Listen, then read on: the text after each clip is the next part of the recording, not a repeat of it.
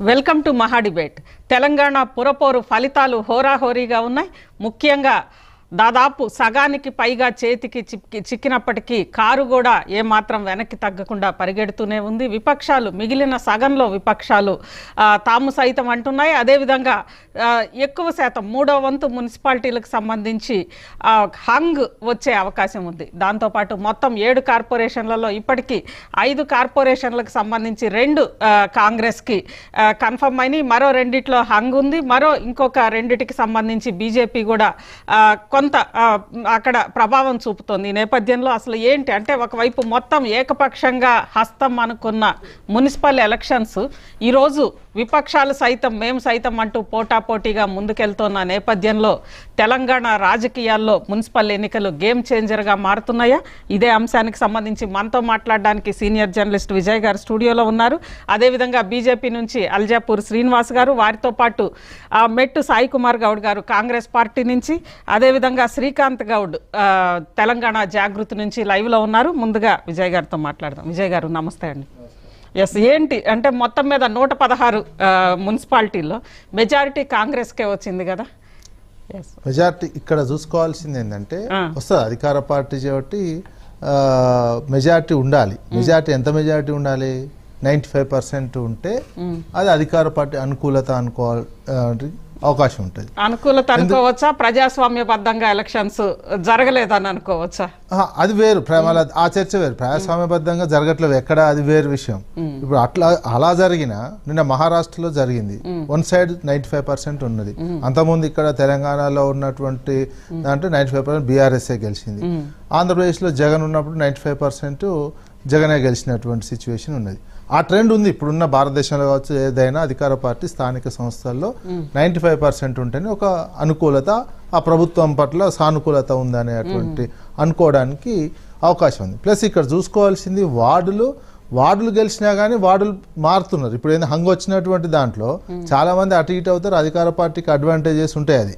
కానీ ఓట్ల షేర్ చూసుకోవాల్సినటువంటి అవసరం ఉంటుంది. ఇందులో ఓట్ల షేర్ ఎందుకంటే పార్టీ గుర్తులతోటి పార్లమెంట్ ఎలక్షన్సే ఫైనల్గా జరిగింది. అదొక ప్రామాణికంగా ఉంది. తెలంగాణలో ప్రామాణికంగా ఏంటంటే పార్లమెంట్ ఎన్నికల్లో ఏ పార్టీకి ఎంత శాతం ఓటు వచ్చింది అనేది క్లారిటీగా ఉన్నటువంటి అంశం. ఆ తర్వాత పార్టీ గుర్తులతో తెలంగాణలో జరిగిన ఓట్లు లేవు. పంచాయతీ ఎలక్షన్స్ జరిగినాయి కానీ పార్టీ గుర్తు లేదు. ఇక్కడ రేపు చూసుకోవాల్సింది ఏంటంటే, పార్లమెంట్ ఎలక్షన్లో 8 సీట్లు బీజేపీకి వచ్చాయి, 8 సీట్లు కాంగ్రెస్కి వచ్చాయి. ఓట్ షేర్ కూడా దాదాపు 39-40 కాంగ్రెస్కి వచ్చింది. బీజేపీకి 30 వరకు ఉన్నది.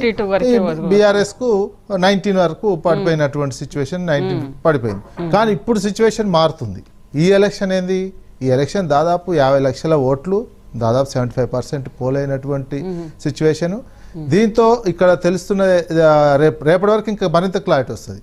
ఓట్ షేర్ ఏ పార్టీకి ఎంత వచ్చింది అనేది ఈ పార్లమెంట్ ఎలక్షన్స్ తో కంపేర్ చేసినట్లయితే ఆ ఓట్ షేరే ప్రామాణికంగా ఉండబోతుంది.